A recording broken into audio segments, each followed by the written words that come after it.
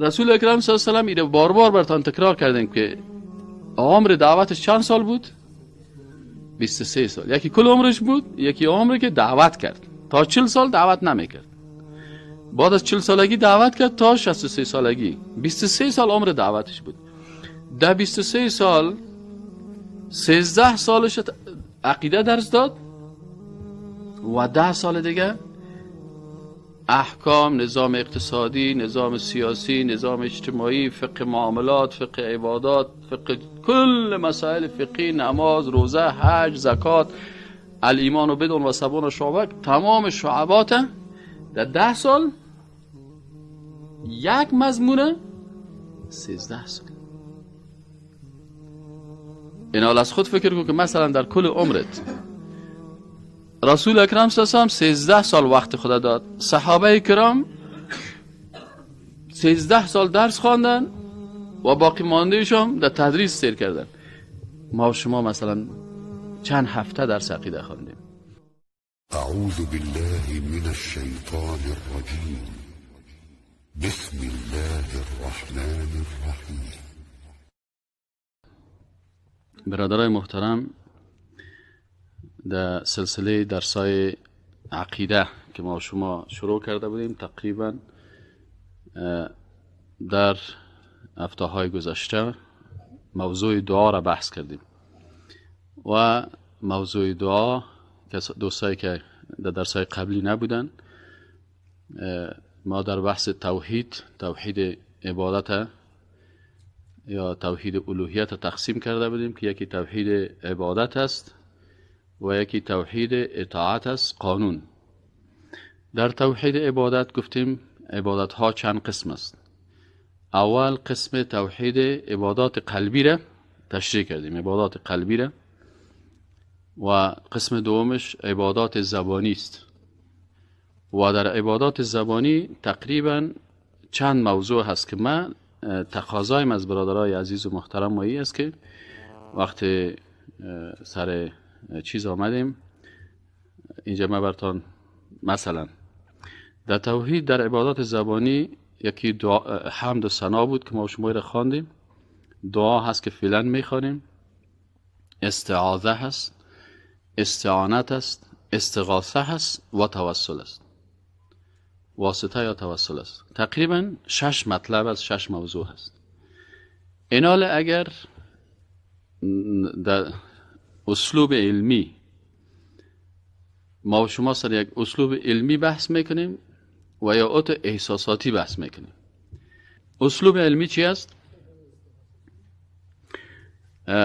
حمد و ثنا هست، مطلب دومش دعا هست، سومش استعاذه هست که ما و شما اعوذ بالله میگیم، استعانه هست که ایاک نستعین میگیم، استغاثه میگیم اللهم انی استغیث، و دیگهش واسطه و توسل است. این هر کدام از این اصطلاحات اعتقادی است و هر کدام از این باور بکنید، هر کدام از این ما که به حساب 20 سال 25 سال در عربی و در مدرسه و در پانتون و در لیسانس و در ماستری یا درس خواندیم، هر کدام از این که من سر شروع میکنم بیش از 1 ماه 1.5 ماه تحقیق کار داره. یعنی اگر یک استاد میخواه، یک استادی که 30 سال درس داده میخواه که موضوع استغاثه را بفهمه، من تجربه خودم براتون میگم، از دیگه را نمیگم. بعضی کسا هست ماشاءالله جامع الکمالات است، کل چیزا میفهمه، یا مثلا برش علوم آمده، او را نمیگم، او هر کس دلش. لکن ما عاجزی خدا براتون میگم که وقتی در هر موضوع ازی من تحقیق میکنم، آیات، احادیث، اقوال صحابه کرام، رسول اکرم صلی الله علیه و چه قسم عمل میکرد، صحابه کرام چه قسم عمل میکردن، علمای بزرگ اسلام درباره ازی چه قسم ابراز نظر کردن، تا بالاخره کل ازی در هر موضوع ما پیدا میکنم 1.5 ماه 2 ماه، بعضی موضوعات 3 ماه الی 4 ماه در بر میگیره تا که من مفهوم استغاثه را در عقیده میفهمم، مفهوم استغاثه را در عقیده میفهمم. بالاخره اینمی تحقیق 4 ماه یا 5 ماه را گرفته، اینمی در 1 ساعت یا 2 ساعت یا 3 ساعت که اینجا مثلا ما شما هستیم بر شما تشریح میکنم. این حال یک کسی مثلا بر داخل درس استاد درباره اینمی توسل و درس هم ختم است و 5 دقیقه یا 4 دقیقه وقت داریم، استاد این باری توسل برای ما گپ بزن. مشکل است برادر عزیز در 3-4 دقیقه. از این خاطر من میگم اگر میخواین عقیده خوب داشته باشین برای درس عقیده وقت بتین. CD های عقیده را یک مرتبه از اول تا اینمی قسمت مرور بکن و باز خودت همی چوکات پرتو ببین که عقیده چطور است. اما ای که والا نظر من است آل مردم افغانستان برادر موضوع عقیده تو نیست که والا من مسلمان هستم در خانه مسلمان پیدا شدم خلاص.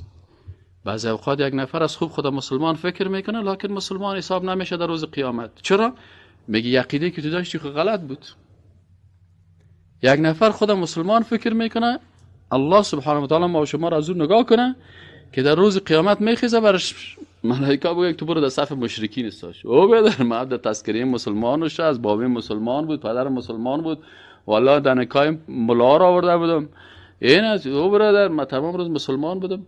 برش بگه نه برادر تو مشکل در عقیده اینجا امرای الله مخلوق چی کردی؟ شریک کردی. از این خاطر موضوع عقیده بسیار مهم است و ما چند ماست یعنی نمیال تقریبا ما درس 32 است. یعنی اگر درس اولش ما شما حساب بکنیم نمیال 6 ماه شده. ما دمی 6 ماه تا بال از 10 بخش عقیده یک بخش خلاص نکردیم. یعنی یک بخش تا بال ما خلاص کردن نتونستیم دمی درسای جمعه که ما اینجا درس میدیم. به خاطر چی؟ به خاطر ازی که تو موضوع عادی خو نیست.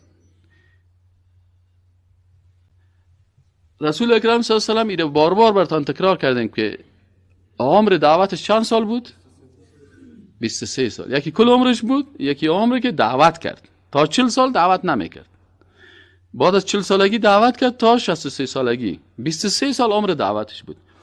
در 23 سال 13 سالش عقیده درس داد و 10 سال دیگه احکام، نظام اقتصادی، نظام سیاسی، نظام اجتماعی، فقه معاملات، فقه عبادات، فقه کل مسائل فقهی، نماز، روزه، حج، زکات، الایمان و بدون و سبون و شعبه، تمام شعبات در 10 سال یک مضمونه 13 سال. این حال از خود فکر کن که مثلا در کل عمرت رسول اکرم صلی الله علیه و آله 13 سال وقت خدا داد. صحابه کرام 13 سال درس خواندن و باقی ماندهشون در تدریس سیر کردن.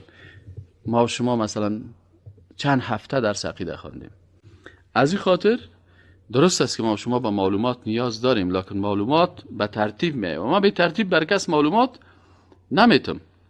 اما اگر میخوایی که درس عقیده را بخوانی و عقیده درست داشته باشی یا در درس بالفعل اشتراک کو یا که درس از پیش فوت شده ما مزدورت، فیلمبردار مزدورت، ادیتور مزدورت، صحیح نه؟ برقی مزدورت، تجارا که پیسه میته مزدورت، ابر و باد و مه و خورشید و فلک در کارن. کل ما خود مزدورت جور کردیم که تو عقیده رو یاد بگیری و تو هم یک سیدی رو شنیده نمیتونی. باز در روز قیامت که شد باز خودت میفهمی و جوابت.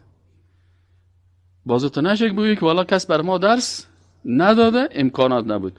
MP3 امکانات داره، ایواز در موبایلت خواندن گوش میکنی، ایوازش بان سیدی های عقیده را بیا پیش استاد فردین بگو صاحب من امیر مطابق موبایل برام جور کن. عاجل بر در ظرف یک روز جور میکنه.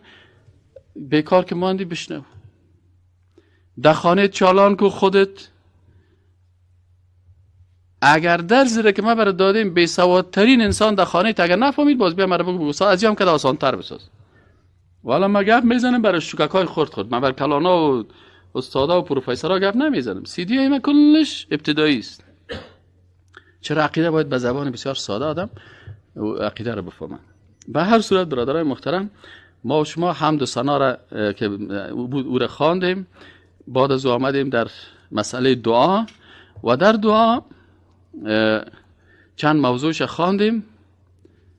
و آل میم سر بسیار خوب است. یعنی کسایی که متوجه هستن که یعنی اول که دعا میکنی در دعا باید شرایط دعا را در نظر داشته باشی. و این شرایط دعا چی هست؟ اولش آداب وجودی بود، نه؟ آداب وجودی چی است؟ یعنی در دعا دو چیز است. یکی آداب است که باید موجود باشه، یکی آداب است که باید موجود نباشه. چی چیزا در دعایت باشه و چی چیزا در دعایت نباشه.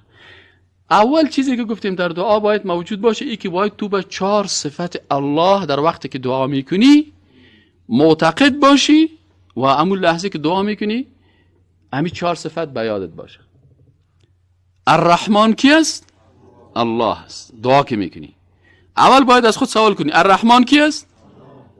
اینه. الرحیم کی است؟ الله است. القریب کی است؟ که به تو بسیار نزدیک است، از شارک گردن الله است. و المجیب که اجابت دعا میکنه کی است؟ اگر این 4 نام الله را در وادی دعا به یاد داشتی باز بغیر الله دست دعا بالا نمیکنی. چرا؟ شاید امی کسی دیگه که تو پیش از میری پیغمبر باشه و بسیار پیغمبر اولوالعزم باشه، لکن امی پیغمبر امی 4 صفت داره؟ آیا کدام پیغمبر است که صفتش الرحمن باشه؟ اجابت کننده دعا باشه؟ است؟ قریب بر تو از شارک گردن باشه؟ اینه. پس وقتی که عقیده رو پیدا کردی خود به خود دست دعا به غیر الله بلند نمیکنی. شاید براتون سوال شود خیلی ما بعضی کسایی را میشناسیم که خوب مسلمان است، خوب دیندار است، لکن با پیش مخلوق رفتن و بر از او دست دعا را بالا میکنه که او شاید شمشیره برای ما یک بچه بده، او پیر فلانی صاحب برای ما یک دختر بده، او پیغمبر صاحب برای ما بچه بده. اینا مشکل ازی چرا دست دعا را به بارگاه از این شخص بلند کرد؟ این 4 صفت خالقه به این شخص داد. 4 صفت خالقه به کی داد؟ این شخص کس الرحمن هم است، الرحیم هم است، القریب هم است، المجیب هم است. پس این دعای من را قبول میکنه. وقتی که صفت خالق یک انسان به یک مخلوق بده چی مشکل برش پیدا میشه؟ پس او را شریک کرد در چی؟ در صفات خالق. در چی شریکش کرد؟ پس اول ادب دعا اینمی هست که وقتی دعا میکنی این 4 صفت در ذهن داشته باش و بگو پروردگارا تو ذات رحمان هستی، تو رحمان هستی که ای کریمه که از خزانه غیب گبر و ترسا وظیفه خور داری، دوستان را کجا کنی محروم تو که بر دشمنان نظر داری. اش میگی پروردگارا تو رحمان هستی، تو ذات هستی که نعمت‌های تا بر کلگی چقدر بر من نعمت دادی، چشم برم دادی، میده برم دادی، قلب برم دادی، شش برم دادی، 24 ساعت برم هوای تازه و اکسیژن بسیار خوب برم مفت و رایگان دادی. پروردگار اقدر نعمت‌ها را برم دادی، شکر شکر شکر. پس پروردگار این یک مشکل دیگه هم دارم، امیدوارم برم حل.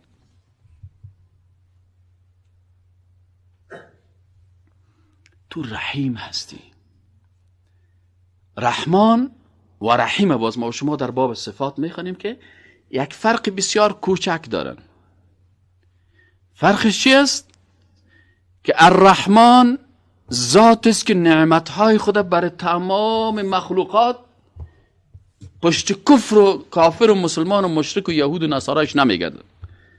رحمان است، دریای نعمتهای خود اعلا کرده. اما سختترین دشمن خدا را ببینی بهترین موتر 2010 داره، خوب خانه داره. چرا؟ ذات رحمان است. میشه که 1 روز، 2 روز، 3 روز، 1 ماه، 10 ماه، 1 سال، 10 سال، 50 سال، 100 سال برش وقت میته. میشه که 1 روز از روزا برگرده و به خالق متعال رجوع بکنه. این رحمان است. رحیم خیلی کی است؟ رحیم کسی است که رحمت خدا برای کسی که اون مهربان است و مؤمن است او کسی که در مقابل خالق متعال بغاوت و سرکشی نکرده، باغی نیست. پس رحیم است برای کسایی که بغاوت نکردن. بالمؤمنین رؤوف الرحیم. این حال وقتی که تو صفت رحمان بگوی پروردگارا سر کلگی بر کلگی نعمت دادی، باز بگوی پروردگارا تو ذات رحیم هستی که ما خب تو ایمان آوردیم، با پیغمبرت ایمان آوردیم، ایمان ما برات پیش میکنم، چرا که صفت رحیم کسی متوجه هستین؟ کسی میتونه صفت رحیم استفاده بکنه که ایمان داشته باشه. ربنا اننا سمعنا منادیا ینادی للایمان ان آمنوا بربکم فآمنا. پس ما ایمان آوردیم. ربنا فاغفر لنا. اصلا قرآن برای ما چه خوب درس میده، خوب درس میده. پروردگارا منادی آمد و صدا کرد که ایمان بیاورین به الله، فآمنا، ما ایمان آوردیم. پس آل چی رو وسیله ساخت؟ ایمان خدا. پروردگارا با تو ایمان آوردیم، پروردگارا به رسولت ایمان آوردیم، پروردگارا به پیغمبرایت محبت داریم، پروردگارا به روز قیامت ایمان داریم. امی ایمان خدا برای تو پیش میکنیم، سر من این مشکل مرا برای من حل بکن. یک قاعده هست، این قاعده را باید داشته باشی. قاعده چی است؟ قاعده بسیار قوی، سیره کلگی نمیفهمم. الا من رحم الله، کسی که الله سرش رحم کرده. این قاعده را که در عقیده است چی است؟ که مسلمان واقعی کی هست؟ مسلمان واقعی کی است؟ مسلمان واقعی کسی است که 99 نام الله را یاد داشته باشه، 99 نام الله را یاد داشته باشه، معنایش را بفهمه و مطابق از این زندگی کنه. چند نفر است؟ چند نفر است 99 نام الله را بشناسید؟ نامایی که مردمای خرافاتی جور کردن که عاشق است و معشوق است یا نیست، نامی که در قرآن آمده، نامی که رسول اکرم صلی الله علیه و سلم بیان کرده که نامهای الله است. هو الله الذی لا اله الا هو الملك القدوس السلام المؤمن المهيمن العزیز الجبار. این نام ها را بشناسی، معنایش بفهمی و مطابق از این نام ها زندگی بکنی. من یک مسلمان چلنج میتونم اگر کس بخیزه بگه که من این 99 نام مطابق میفهمم، معنایش میفهمم و مطابق از زندگی میکنم. خب کسی را که نامش نفهمی، صفاتش نشناسی، معنای صفاتش نفهمی، چطور میتونی مطابق امری از او زندگی بکنی؟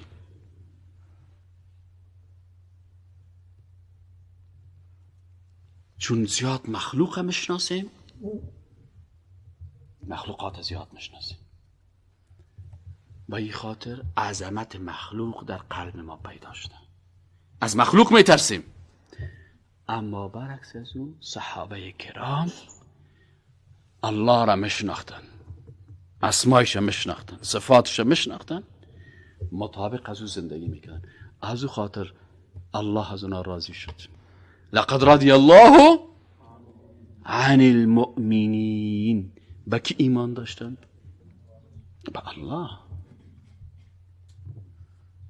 وقتی که برای یک صحابی میگفتی که الله مجیب است، اجابت دعا را میکنه، صحابی اذا ذکر الله وجلت قلوبهم. وقتی برای کس میگفتی الله، از چشمای صحابه کرام یک دفعه اشک سر میکن. برای محترمان بگو که برادر، من امروز قصد دارم طرف شمالی برم، به خاطر الله امی خواندنت بحث کو. بچی؟ حکومت طالبا خونید؟ از طالبا میترسید، از خدا نمیترسن. از طالبا میترسیدن، تایب خدا بالا نمیکرد. آله هم از خدا نمیترسه، لکن پیش زیارت که رسید میکنه نمیکنه؟ پس از الله زیاد میترسه یا از زیارت؟ به خاطر که برش گفته شده که اگر تیپت پیش زیارت گل نکنی باز موترت چپه میشه. اما هیچ وقت برش گفته نشده که اگر این موسیقی را میشنوی غضب الله سرتون نازل میشه. عالی موترهایی که روز 15 تا دی راه ها چپه شده میرن، خیده و طرف سالنگ که چپه میشه، خیده و پیش مای پارک چپه میشه. اونجا چی کده؟ اونجا خزیارت هم نیست.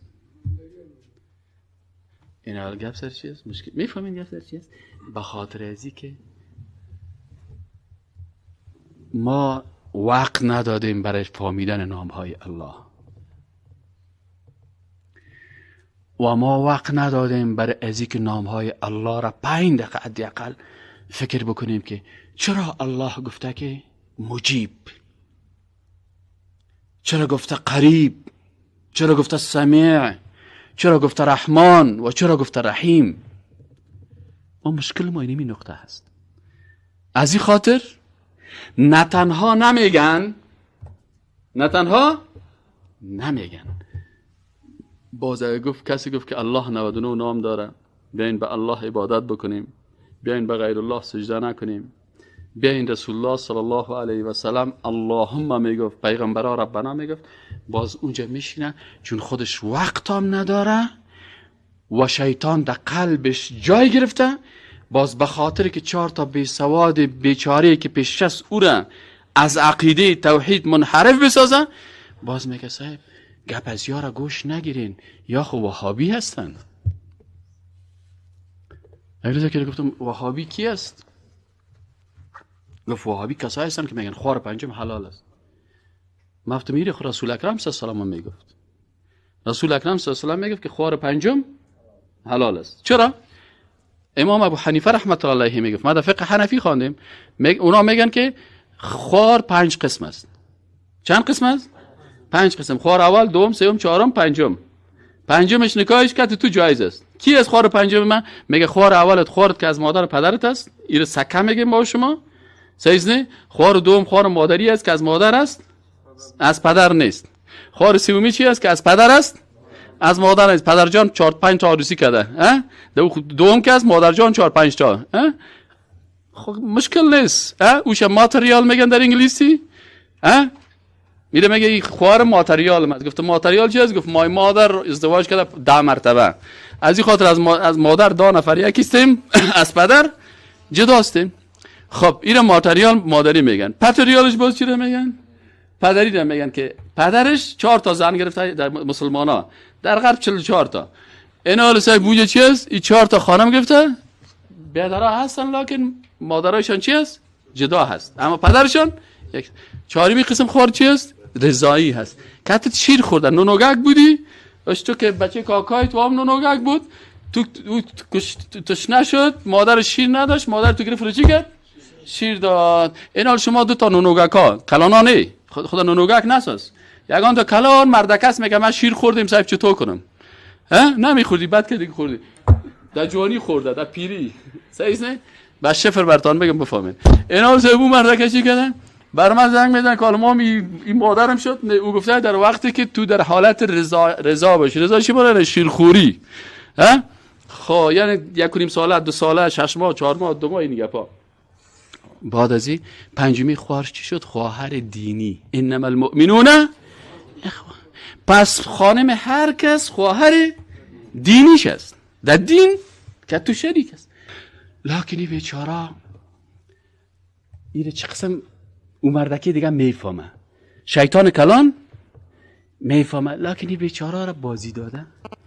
بر از این قسم نمیگه که منظور از خوار پنجم خوار چی است؟ خوار دینی است. میگه نه یا صاحب، میگن که خوار پنجم رواست، یعنی تو 5 تا خوار داری، خوار 4می تو روا نیست، خوار و این کفر است. این چی است؟ ایره کس گپ ای گپ کس بزنه چی است؟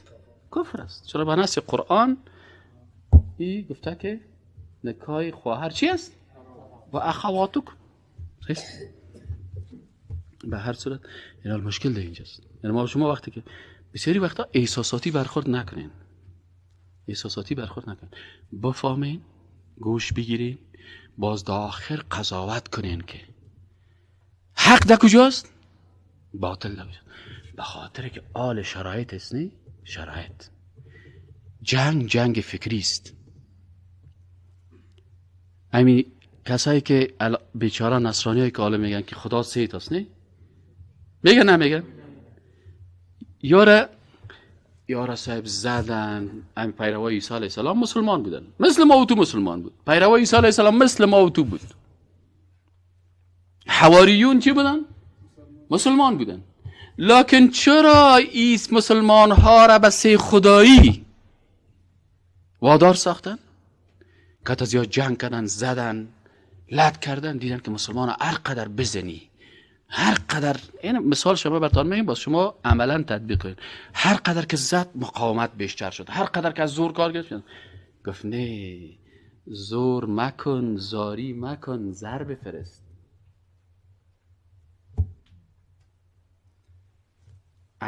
اگر یگان تاره که چیغک میزنه، اگر او هر قدر زور کنه و تهدید کنه، میگم یک دانه موتر $40,000 که برش روان کرد که آمد که جناب صاحب بزرگوار صاحب نوروز علی صاحب در این باری نوروز نظرت چی است؟ کتینی کلیگک.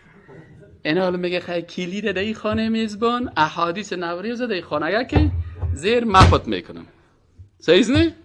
این حال جانان مینه نشته، سوداگری ده، دلارگلی ده، یا ببل خرڅوینه. فهمیدی نه؟ والله حق میفهمیم، والله میفهمیم که در صف کافر استاد شده و من یتولهم منکم فانه منهم، از جمله از اونیش. خوب میفهمیم. و ما ملاها از کلی که خوب میفهمیم. لکن چرا لنگی پیغمبر میفروشیم؟ چرا ریش پیغمبر میفروشیم؟ خوب میفهمیم. چرا؟ فکر میکنیم که ما 2000 سال زنده هستیم و به خاطر یک موتر، به خاطر یک مقام، به خاطر یک چوکی. خوب میفهمیم، کلش میفهمیم. چرا نصرانی ها یک خدا را ترک کردن، سه خدا را پرستش کردن؟ با خدا عقیده تسلیس و سه خدایی پیش یک ملاش که پیشینی چی میگه؟ میگه 1 + 1 + 1 = 1. صحیح نه؟ یک جمع یک مساوی به یک میشه. تو بینجا اینجا مادا نباش. فارسی گفت میدن یا پشتو؟ فارسی؟ نامت چیست؟ فردین جان. نامت فردین است؟ خب فردین ها که چوچه اینال فردین جان در روزید 1 روپا کاکای دادد، 1 روپا مامای دادد، 1 روپا هم لالایت. سیست؟ چند روپا شد؟ 3 روپا. نه 1 روپا. 1 جمع یک مساوی به 1. سیست؟ سیست یا نیست؟ نیست. 1 روپا داد، 1 روپا میداد. چند روپا شد؟ 1 روپا شد یا 3 روپا؟ من میگم 1، تو میگی 3. 1 شد بچه. تو بیا بین ما قضاوت که بیا تو همش. صنف چند هستی در مکتب؟ 6. صنف 6. من دیگه پا رو بر شما میزنم، میشنوید صدای منه افغانایی که شما نصرانی شدید. ما والله که اشتو که قناعت بتانی که 1 جمع 1 مساوی به 3 میشه. اگه ما اشتو کار قناعت داده تانستم، باز پا به کفی شما را میتونه که قناعت بده که 3 خدا هست. و میگن ما خدای یگانه را عبادت میکنیم، لکن پدر است، پسر است، روح القدس است. ارسه شکی جمع کنیم مساوی به چی میشه؟ 1 جمع 1 مساوی به چی میشه؟ مساوی به 1 میشه. شما را منا قناعت نداده، لکن جیبای شما دلار پر کرده. خب مسانی به خاطر پیسه شده. من نشناسمتان، خب خیر است. مقصد کس خبر نشه. خب این حال ببین یک گپ میزنیم. تو صنف 6 هم هستی نه؟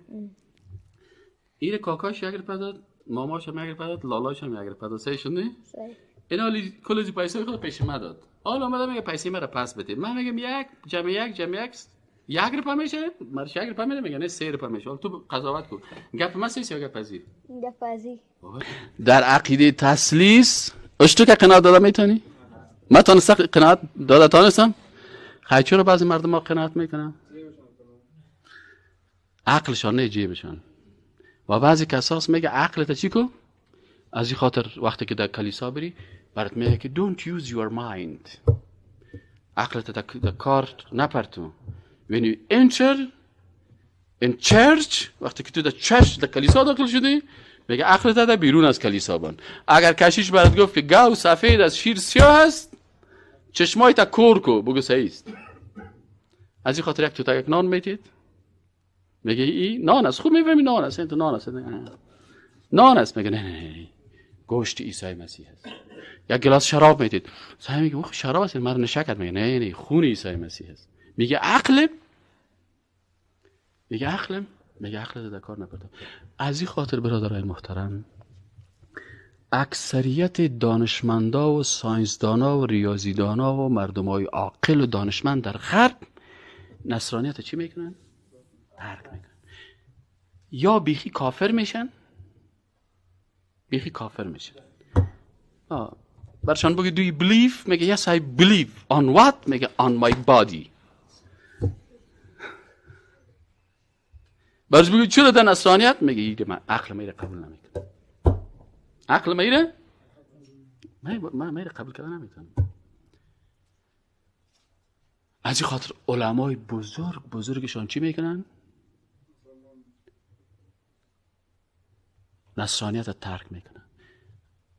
اما او تعدادش که قرآن پیدا کرد، یک مسلمان سیر پیدا کرد.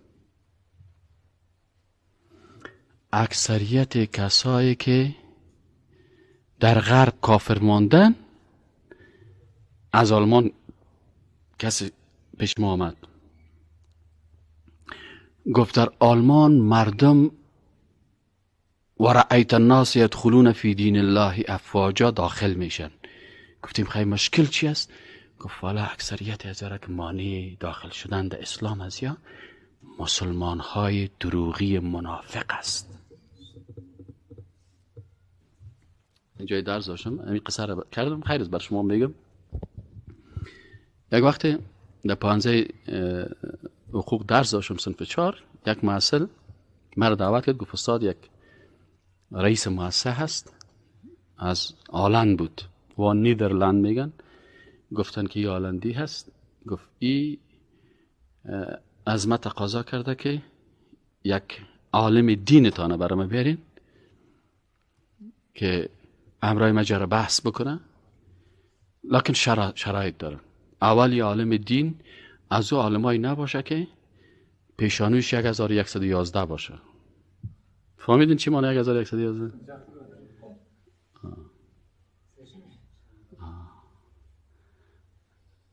مثل که رسول الله صلی الله علیه و متبسم بود، یه هم چی باشه؟ متبسم باشه. درس دین هم مثل چاکلیتی مینو بده. صحیح نه؟ مثل خلطه خار وارنه که در کله کلید بزنه چخ شده بیری. گفت بسیار واجد. انگلیسی هم بفهمه، اگر 100% نمیفهمه 50% خوب بفهمه. از تکنولوژی پیشرفته هم با خبر باشه و از عقل انکار نکنه. گفت والا استاد ما هر قدر چیز شد شما را تقاضا میکنم همینجا برین. گفتیم خوب است، روز شنبه وقت داریم. گفتم خیر است، آدم با تو کارا وقت پیدا میکنه. خب صاحب ساعت 8 بجه خیستم از خانه و حرکت کردم. ساعت 9 بجه دمی سرک دوی خیرخانه دمیجه دمی سی اول سرک دوم میگن دمیجه خانه از نفر بود. گفتی خانه شما هم نمی خارجی و تو را در خانه خود قبول نمیکنه، لکن میگه یک جای سومی باشه ما شما ملاقات کنیم. گفتم بسیار خوب است بیاین. رفتم یک صاحب خانه از او 3 ساعت مکمل بر از این نفر سوال میکرد و من بر از این گپ زدم میرفتم. باور کنم تو 2 زانو 6 تا بود، اما تو گوش میکرد این مردک عزیز که توش نبود، خب خلاصه ای که ما همراهی گپ شروع کردم. گفت من یک چند جمله ما برات میگم بعد از تو گپ تا شروع کن. اول سون قاری مسا کرد وقتی جگر خون است می خنده. گفت نه خوب است قوارید. خیر ببین. لپتاپ هم کتم برده بود. گفتم میریم یا هم تکنولوژیت. صحیح است؟ خدا برش معرفی کردم. به انگلیسی گفتم یا هم انگلیشت. گفت خب صحیح است. گفتم حال تو چی میگی؟ گفت من the first one. گفت اولی چیزی است که برای من وجود خداوند گپ نزن. گفتم وای چرا؟ گفت به خاطر ازی که یک انسانی که عقل داشته باشه. ما آدم جاهل نیستم. من در ساینس، من در ریاضی، در بیولوژی و کیمیا و فیزیک و ریاضی، گفت من کلش 100 نمره میگرفتم. این کسایی که در افغانستان خدا معلم میگه یا استاد میگه یا پروفسور میگه خدا رو انکار میکنه، این رسای پارچای بچگیای که بکشی کلش 0 است. فهمیدی یعنی؟ این گفت من در غرب زندگی میکنم، من در ساینس بسیار مطالعه دارم. گفت عقل ساینسی و دانش من برای من میگه که این دنیا که هستی است خالقی داره. عقل من میگه کامپیوتر مفت نامده. عقل من میگه که این ماهی که هست سر از کس کار کرده. عقل من برای من میگه که این میز کس ساخته. پس این دنیا را من خودم. گفت اینه برای من تشریح نکن چون من با حساب علم دانش خود میفهم که خالقی وجود داره. خب گفتم خانه تا بود یک رای ما باز شد. دیگه گفتم سکند وان. گفت اینه هم برای من تشریح نکن که خدا یکی است. وای؟ گفت به خاطر ازی که بازم علم ما و عقل ما و حواس ما برای ما ایره میفهمانه که خدا یکی است. گفتم چه قسم؟ چه قسم؟ گفت مثلا اگر میده خدایش یکی می بود و سیب و انگور و میوه‌جات خدایش کسی دیگه می بود، او میگفت مرا به میده چی؟ هر سیب می ساخت 6 کیلویی. سیز نه؟ هر خار می بود نیم متره. سیز نه؟ پوستش هم تو ماکم جور میکرد پوست گواره. هر قدر چک میزدی سیب خورده نمیدونستی. لکن خالق از او خالق میدی تو یکیست. میبینه که بیچاره یک دندانکایش سیکو خیلی سگان تا دندانش بیل ورس باز بسیاری کسا کس دندانش خورده است. این دندانکای زیر سیکو این قانقرتکک از زیر سیکو این میدی از زیر سیکو. پس او خالق متعال بر اساس رحمت خود اما تو یک سیب ساخته که کسی می دندانکت 6-7 تایش میخوری خبرم نداری و اما تو دمیدی تا میرم سیب مریضم که هستی دکتر میگه چی بخو؟ سیب بخو. سیب بخو. او سیب بخو. پس علم میگه، عقل میگه، حس میگه، ساینس میگه که خالق میده و خالق سیب یکی است. وقتی آفتاب مطالعه میکنیم چی آفتابه؟ این درجه حرارت از زیر تو سنجش کو؟ کاش که استاد کوثر می بود این مسائل ساینسی و خوب میفهمه. اینا صاحب که درجه حرارت چقدر است، لکن وجود تو چقدر ضعیف است. این آفتاب بزرگ برای تو انرژی میته لکن تو را آسیب و اذیت نمیرسونه. پس معلوم میشه که خالق آفتاب و خالق وجود تو یکی است. خلاص یا نقطه دومش من قبول کردم. خب گفت من قرآنم مطالعه کرده. خب بالاخره درباره موضوعات که سوال میکرد سوالایی من تشریح کردم میرفتم برش. بالاخره بر من گفت که من یک مشکل دارم. این روز تقریبا ساعت 1 بجه شد. گفت من یک مشکل دارم، این مشکل من تو بفهم. گفت من اصلا کریستیان بودم. کریستیان همین نصرانی رو میگن. عیسوی و مسیحی نگوین. چون این تسلیس پولس یا شاول ترتوسی جور کرده. این عقیده عیسی علیه السلام مسیح علیه السلام نیست. این عقیده پولس است. گفت من اصلا کریستیان بودم. ما به خاطر خرافات و بدیهایی که در کریستیان بود که یک جمع یک مساوی به چند میگفت، اینه من قبول نکردم. یا بر من نان میداد میگه فی گوشت است، برم شراب میداد میگه فی خون است. یا مثلا کشیش میدیم که در دستش دولگک اسپند است، اسپند پف میکنه، اسپند بلابند. گفت من به این خاطر این دین چی کردم؟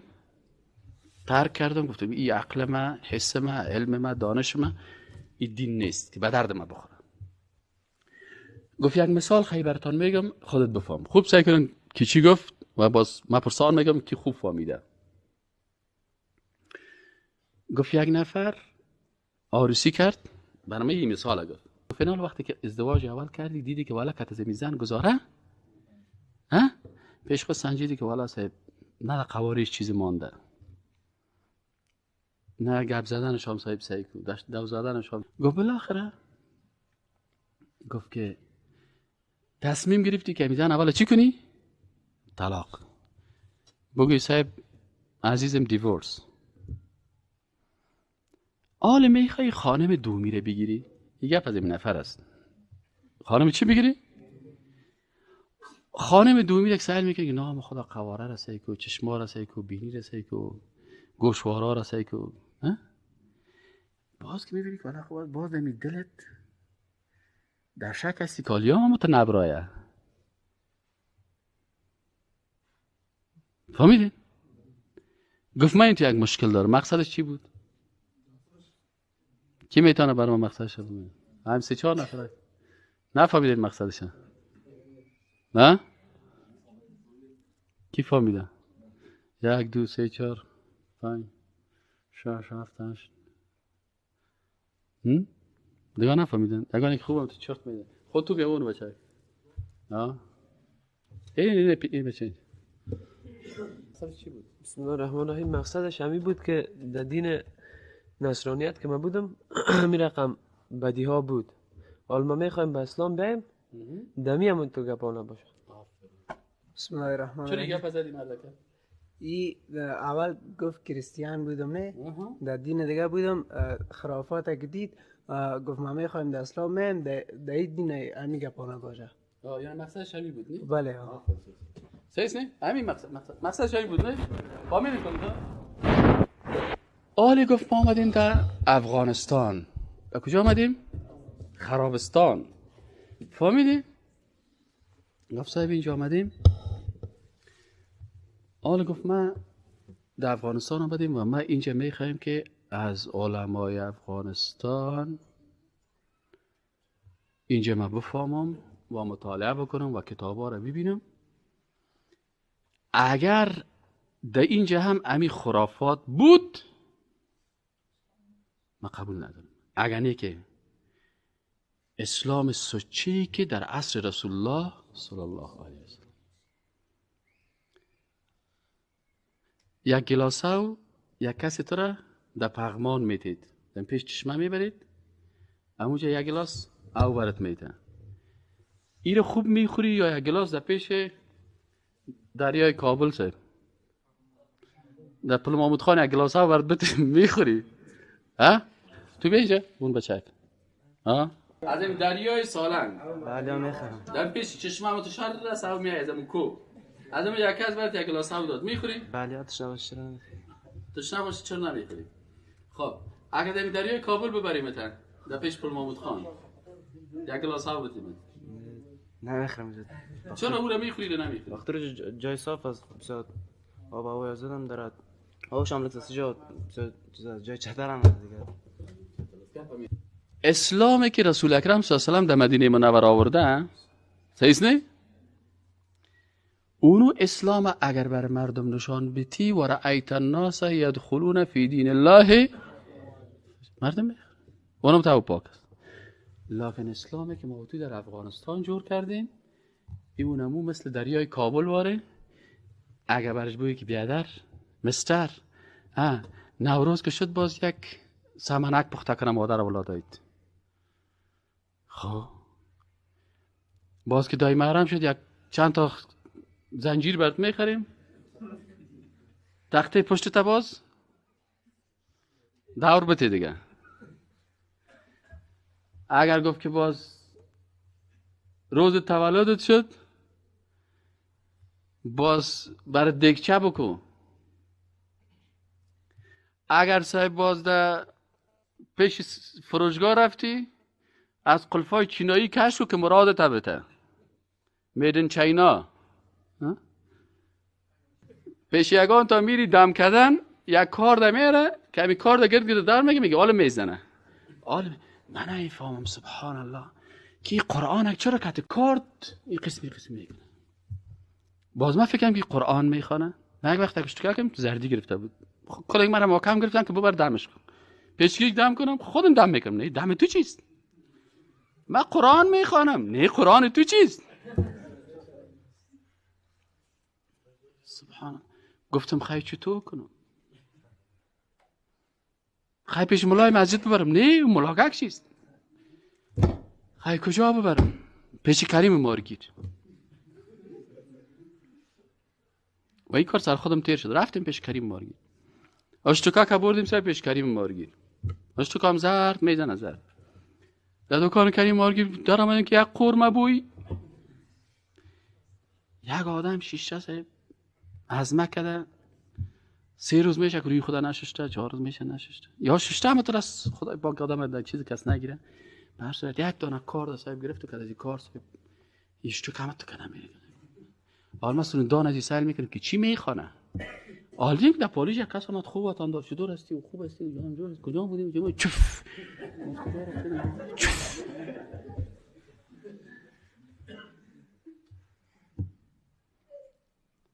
با صاحب یک بطه مردار هم از چمکور از چی گرفت بود دور آورد کت یک روغن بود صاحب که روغن از رو سر میکنیم که مثلا روغن چی بود والله حالا دیگه من نمیفهم دیگه چی باید میگه بگو بازی رو گرفت بین از شورک میده بینیش ور کشار من گفتم این چی است یک قسم لیست میکشه استفراغم گرفت بیخی خب والله سبحان الله. از اونمون رو صاحب عقیده به متنفرا خراب شد. اینال اگر برازینی مردک آمده برای تحقیق، اگر تو بخیزی من هست یک انجینیر، یک دکتر، یک ژورنالیست، یک تجار، یک انسان با شخصیت در بین از اونا کار کنی خود سرت تاثیر میکنه، سرت تاثیر میکنه که تو برش بگی که والله خالق ما ذات یگانه است، خالق است که جهان خلق کرده، خالق است که برای ما گفته که شما روز 5 مرتبه وضو بکنین، پایایتان بشوین. یعنی غربی ها روز 3 دفعه قاشق خدا میشوینی. قاشق از او پاک است یا پایای ما تو از نگاه قانونی اگر داشت شن باشه خود 3 دفعه قاشق هم میشوین. ما تو چند دفعه پای خدا میشویم؟ 5 مرتبه میشویم. دست خدا ما تو روز 5 مرتبه میشویم. اگه ما برش بگوییم که هر روز ناخون گرفتن در هر هفته سنت است، ناخونات باید ناخونای حیوان وره نباشه، طهارت جز ایمان است ولو که اوقاتی هم باشه، باید هفته 2 مرتبه 3 مرتبه تو چی کنی؟ غسل بکنی. اعضای بدن تو باید بوی نته. برای خانم تو مرد باید آرایش کنی، نه تو برش جینه بفهمانی. مرد برای خانم خود داره بله. ولهن مثل الذی علیهن. امی قسم که او بالای تو حق داره، تو بالای تو حق داری، او هم بالای تو حق داره. برش بگویه که ولهن مثل الذین علیهن. عبدالله ابن مسعود رضی الله تعالی عنه میگفت ما برای چی میکردیم؟ صحابه کرام برای خانمای خود تو آرایش نه که تو سرخی سفیده کنی مثل از او. آره منظور از آرایشی نیست، منظور از آرایش مردانه هست. آرایش مردانه چی است؟ عطر خوبش، لباس خوبش، زیرپیرانی مقبول، لباس مقبول، چهره مقبول. اگر ریش داری خوب ریشکت شانک و تو نه که ریش سفید یگانه که ببینی که بیخی زرد گشتن، ها این قسمی نکو، قوطی نسوار تا اوسو پرتو، دان نسواری تا اوسو کو، دندانای تا خوب یک دفعه برس کو، باز بعد ازو این قسم شد.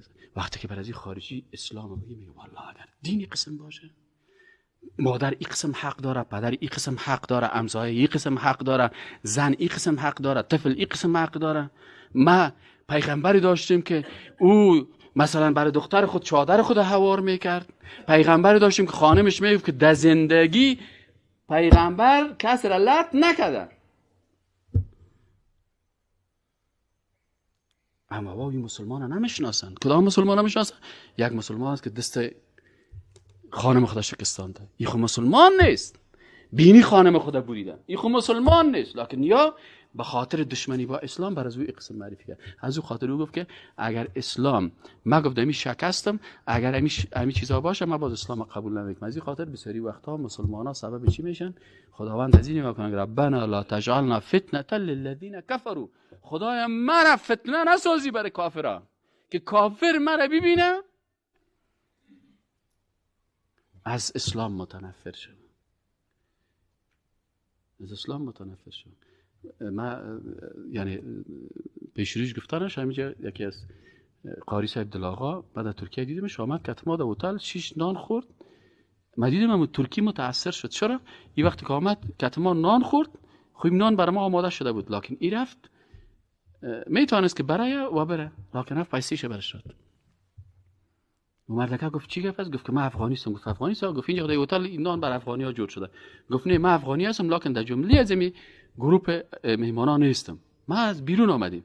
گفت خیلی از بیرون آمدی پیسه شبتی گرفت $40 یا $30 یا $25 یا هر قدر که شد، اون پیسه نان را که بسیار کمک نانم خورده بود. لکن واقعا باور بکنین به اینمی عکس العمل از او حتی من متاثر شدم. حتی من متاثر شدم که مسلمان خودش بودم. فکر کو اگر یک کافر ببینه که مسلمان اینقدر صداقت داره، در حالی که اوتلی شاید بی‌نماز بوده باشه، شاید آدمی است که به دین و قدر علاقه نداشته باشه، یا شاید داشته باشه والله اعلم، این متاثر میشه وقتی که میبینه که سبحان الله. شما سعی کنین که یک انسان هیچ وقت غلطی نمیکنه، یک لقمه حرام نمیخوره. پس وقتی که او لقمه حرام نمیخوره، معنیش چی است؟ که عمل مسلمان سر غیر مسلمان تاثیر میکنه. صداقت ما و تو، گپ زدن ما و تو، وطن دوستی ما و تو، مسلمانی ما و تو، عقیده ما و تو. چرا کافر سر ما و تو میخوای حکومت بکنه؟ به خاطر که ما و تو را دید بیمار هستیم، میگه خوب صحیح است. ما و تو را به نام از این انداخته که تو پشتون هستی، تو تاجک هستی، تو ازبک هستی، تو هزاره هستی، تو فلان هستی، تو فلان هستی. این حال مسلمان ها در بین خود میزنه، غیر مسلمان ها از اینمی اختلاف و از جنجال ما و تو استفاده میکنه. سبحانك اللهم وبحمدك اشهد ان لا اله الا انت استغفرك و اتوب